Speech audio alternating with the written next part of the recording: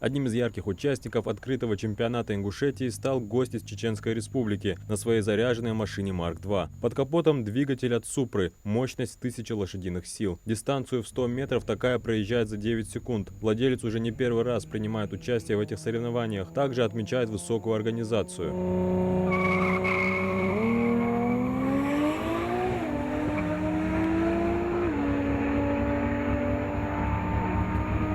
В Ингушетии на этапе все четко, все красиво.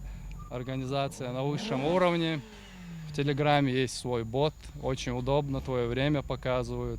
Зацеп хороший, трасса хорошая, организация, все напитки, все присутствует. Много участников, есть с кем посоревноваться, все четко.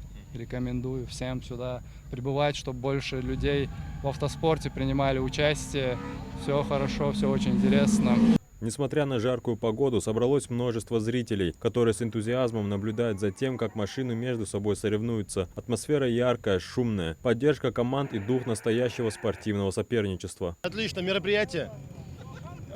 Тут присутствует весь Северный Кавказ, весь цвет. Такие соревнования проходят ежегодно, начиная с 2012-го. Этапов в этих состязаниях от 3 до 5. Участие принимают около 100 автолюбителей. Они собрались на трассе со всего Северокавказского округа. Есть и приезжие из разных уголков страны. В конце сезона будут определены призеры. В среднем призовых мест где-то около 24.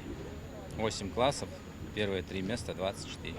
Это квалификационные заезды, по итогам которых определятся пары для основных гонок. Итоги третьего этапа существенно влияют на общий зачет чемпионата и формируют претендентов на финальную победу в сезоне. Адам Гуражев, Магаз 24.